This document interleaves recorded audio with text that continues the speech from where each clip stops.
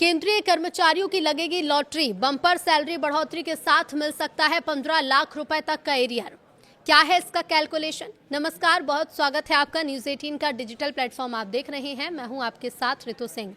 8वें वेतन आयोग में सैलरी बढ़ोतरी का पूरा खेल फिटमेंट फैक्टर पर ही निर्भर करता है। फिलहाल सरकार ने 8वें वेतन आयोग की तारीख फाइनल नहीं की है, लेकिन माना जा रहा है कि ये 1 जनवरी 2026 से लागू हो सकता है। 8वें वेतन आयोग को लेकर केंद्रीय कर्मचारियों के बीच सुगबुगाहट तेज हो गई है। हर कोई ये जानना चाहता है कि इस बार उनकी सैलरी में कितना इजाफा होगा और कितना एरियर उनके खाते में आएगा। इस बीच सबसे ज्यादा चर्चा तो इस बात की कि फिटमेंट फैक्टर क्या होगा। खासकर उन कर्मचारियों के लिए ये खबर किसी लॉटरी से कम नहीं जिनकी बेसिक सैलरी 50,000 रुपए से कम है। 50,000 से कम बेसिक सैलरी वालों को उम्मीद है कि इस बार उनकी कमाई में बड़ा उछाल आएगा, क्योंकि कैलकुलेशन के हिसाब से अलग अलग फिटमेंट फैक्टर के आधार पर उन्हें सैलरी के साथ लाखों रुपए का एरियर भी मिल सकता है। आसान भाषा में जानिए कि आपकी सैलरी और एरियर का पूरा गणित क्या होगा। फिटमेंट फैक्टर पर सबकी निगाहें टिकी हुई हैं। ये क्यों अहम है? तो 8वें वेतन आयोग ने कर्मचारी, पेंशनर्स और यूनियन से उनके सुझाव मांगे हैं। 8वें वेतन आयोग में सबसे बड़ा रोल फिटमेंट फैक्टर का ही होता है और यही तय करता है कि आपकी बेसिक सैलरी कितनी बढ़ेगी।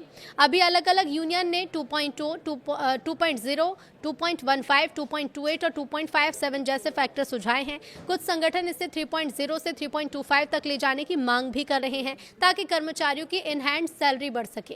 कर्मचारी यूनियन एफएनपीओ और एआईडीईएफ ने मांग की है कि फिटमेंट फैक्टर को 3.0 से 3.25 के बीच रखा जाए। साथ ही मांग ये भी की है कि सैलरी तय करते समय परिवार के 3 सदस्यों की बजाय 5 सदस्यों के खर्च को आधार बनाया जाए। हालांकि सरकार इस पर अंतिम फैसला लेने में अभी 1 साल से ज्यादा का समय ले सकती है। याद दिला दें कि 7वें वेतन आयोग में फिटमेंट फैक्टर 2.57 रखा गया था। लेवल 1 से 8 तक के कर्मचारियों की मौजूदा बेसिक सैलरी 7वें वेतन आयोग के पे मैट्रिक्स के अनुसार लेवल 1 से लेकर लेवल 8 तक के कर्मचारियों की बेसिक सैलरी 50,000 रुपए से कम है। 7वें वेतन आयोग के मुताबिक लेवल 1 से लेवल 8 तक कर्मचारियों की बेसिक सैलरी 18,000 से 47,600 के बीच है।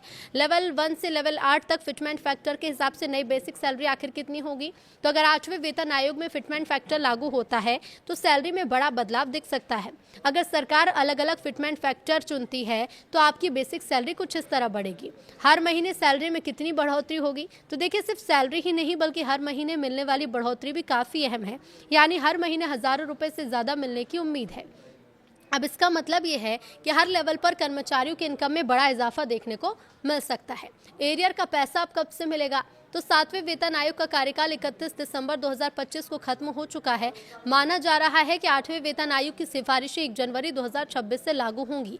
इसका मतलब है कि जब भी नया पे कमीशन लागू होगा, कर्मचारियों को जनवरी 2026 से लेकर लागू होने तक की अवधि का पूरा एरियर दिया जाएगा। अगर 8वां वेतन आयोग 1 जनवरी 2026 से लागू होता है और 20 महीने का एरियर मिलता है तो रकम काफी बड़ी हो सकती है। यहाँ हम आपको 20 महीने के एरियर का अनुमानित कैलकुलेशन बताते हैं। एरियर का कैलकुलेशन इस बात पर डिपेंड करता है कि आपकी हर महीने की बेसिक सैलरी कितनी बड़ी है। फायदा किससे होगा? तो 50,000 से कम बेसिक सैलरी वाले लेवल 8 कर्मचारियों के लिए अपडेट गेम चेंजर हो सकता है।